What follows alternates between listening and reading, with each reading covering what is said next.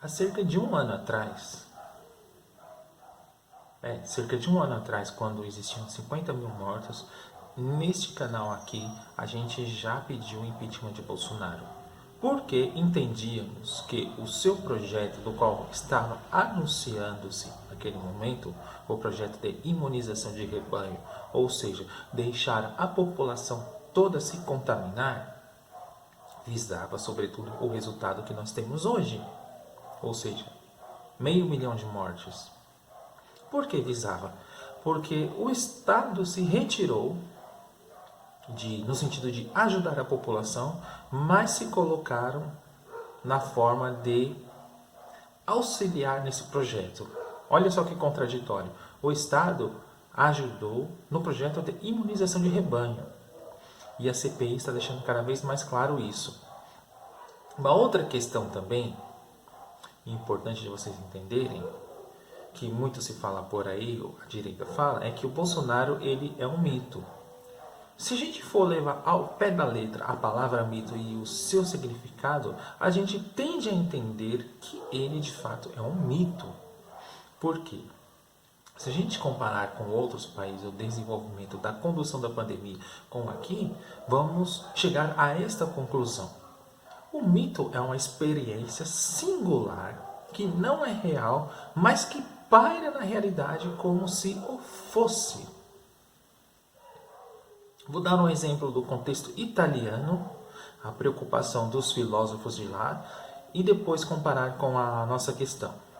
Quando surgiu a pandemia na Itália, por exemplo, o filósofo Giorgio Agamben, ele estava anunciando que as medidas restritivas que visavam restringir a liberdade das pessoas com ações militares para fazer a imunização por meio de vacinas, por meio de lockdown, por meio de ações que parassem o vírus, isso poderia se tornar, no futuro próximo, ações de medidas de exceção. O que ele quer dizer com isso? Com ações mais que visassem a ilegalidade sobre a legalização, ou seja, a proibição do direito de ir, vir, etc. E tal. Na época, o Agamben foi muito criticado sobre isso, mas o que ele estava querendo dizer é: tais ações podem ser um prenúncio de ações mais ditatoriais, algo nesse sentido. Esse tipo de ação se encaixa aqui no nosso contexto? Evidentemente que não, porque aqui a gente não teve isso, a gente teve ações que visassem, sobretudo, a pessoa ficar largada à própria sorte por meio e intermédio de ações do Estado. É isso mesmo, o Estado auxiliou nesse projeto de imunização de rebanho de deixar as pessoas largadas à própria sorte. Por quê? Porque o Bolsonaro, na cabeça dele, tem uma concepção de Estado que não é neoliberal, é a radicalização da liberdade, no sentido de deixar você tomar conta de tudo, de saúde, de educação, de transporte, cultura, segurança, tudo. Nesse sentido, o Estado não entra. Então, o Estado auxiliou no sentido de impulsionar a imunidade de rebanho, ou seja, fazer com que todos não parassem a economia, que fossem trabalhar, e nesse contexto de trabalhar, se contaminassem e chegasse a 70% da população, e a partir disso todo mundo ficaria contaminado e voltaria à vida normal. Isso há um ano atrás ele já anunciava, e ele continua até hoje. Um ano atrás era cerca de 50 mil mortos, hoje nós temos 500 mil. E já pedíamos o impeachment naquela época, e agora é mais importante ainda. De fato, ele é um mito, porque o mito é a experiência singular que não é real, mas opera dentro da realidade. Os fascistas, isso está muito bem descrito no livro que eu já falei 1000 vezes aqui, que é o Como Funciona o Fascismo de James Stanley. Eles têm como concepção de história um mito fundador, ou seja, uma gênese do mundo do qual eles acham que ali era um passado glorioso e que deve ser voltado, e nós devemos seguir aquele passado glorioso. Qual é o passado glorioso de Bozo? 1964. Ali é o início do mundo para ele aqui no Brasil. Foi a revolução que colocou uma outra ótica, uma outra ordem no Brasil e que deveria ser voltada e resgatada. Não é à toa, vamos lembrar que quando ele assumiu o governo, ele disse que devemos voltar 50 anos em 5. E é o que ele está fazendo, uma regressão sobre todas as coisas para alcançar aquele estado das coisas. Uma ditadura? Não. O que é então? Uma espécie de imposição moral em termos de comportamento. E o que diferencia daquele mito fundador para hoje? Porque naquela época o Estado era interventor no sentido de impedir a liberdade das pessoas. Hoje é o contrário, o Estado é interventor para facilitar a liberdade das pessoas ao ponto de cada um se virar e fazer aquilo que quer. Isso se encaixa muito bem, para vocês entenderem, sugiro a leitura desse livro, do livro de Byung-Chul Han, aquele Psicopolítica, porque ele fala que hoje não há mais imposição, a coerção, a força. Hoje há a liberdade. Você faz porque quer e você é escravizado e você se auto-escraviza. Olha só que legal. Você é um escravo feliz. Quando eu era adolescente, as pessoas trabalhavam no McDonald's, a gente chamava de Mac escravo feliz. A gente pode utilizar essa metáfora aqui. É como se você fosse um escravo feliz. Exatamente isso. Hoje você tem a liberdade de se autoexplorar. Essa é a decadência do mundo de hoje. E o projeto de Bolsonaro é esse. Se encaixa muito bem naquilo que o Byung-Chul Han disse. Esse projeto de imunização de rebanho.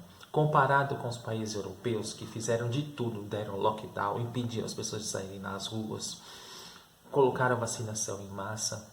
O Estado operou para impedir as pessoas de saírem nas ruas, cujo objetivo final era fazer o que acontece hoje, de fazer a liberalização aos poucos.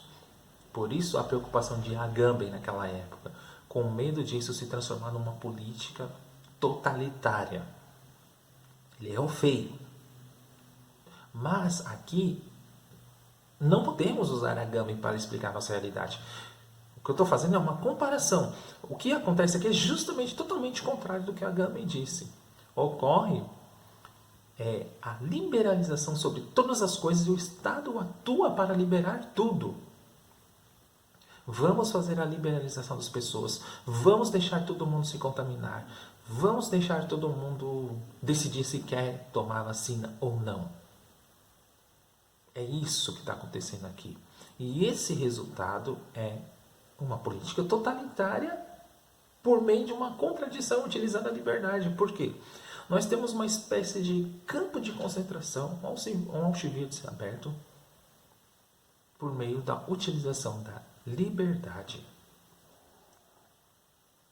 Essas ações é como se fosse uma espécie daquilo que o padre Júlio Lancelotti fez numa carta com outros intelectuais, que eu acho primordial essa definição dele. É uma espécie de câmara de gás a céu aberto. É justamente isso que está acontecendo. Então eu espero que você entenda. O Estado que nós temos aqui, ele atua para uma espécie de avanço de anarcocapitalismo, para a destruição do Estado. Mas este Estado mesmo, ele atua para facilitar esta própria destruição. É isso que o Bolsonaro faz. Ele utiliza todos os mecanismos da República para fazer com que elas não funcionem.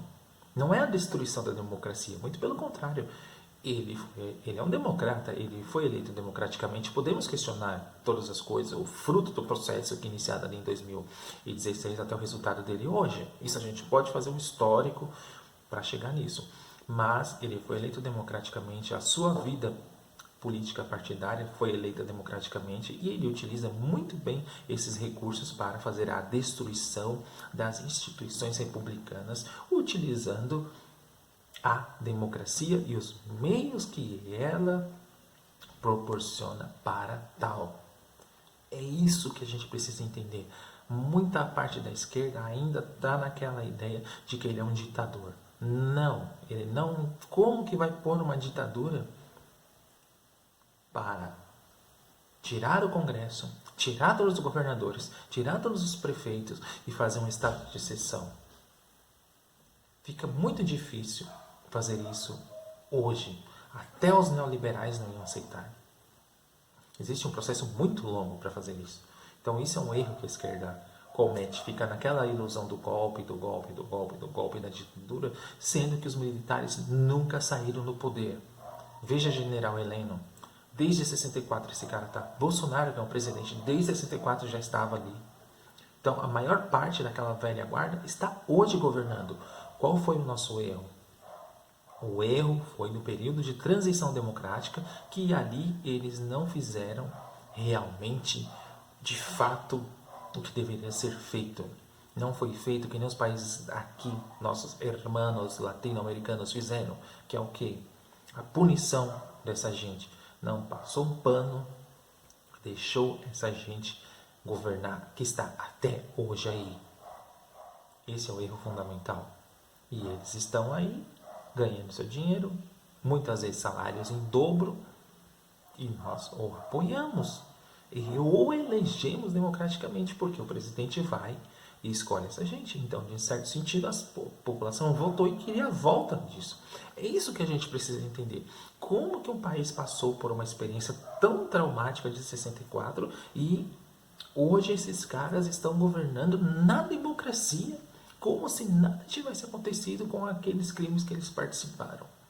Vamos lembrar o pano que o Lula passou para o general Heleno quando houve aquele crime no Haiti. Então a esquerda tem culpa no cartório? Sim. Não fez a reforma das Forças Armadas no sentido da formação educacional dessas pessoas. Muito pelo contrário, o governo petista foi dar bolsas de estudos para as altas patentes estudar na FGV, ou seja, aumentou ainda mais a mentalidade neoliberal dessa gente. Tá? Então, por hoje é isso. Pense nisso.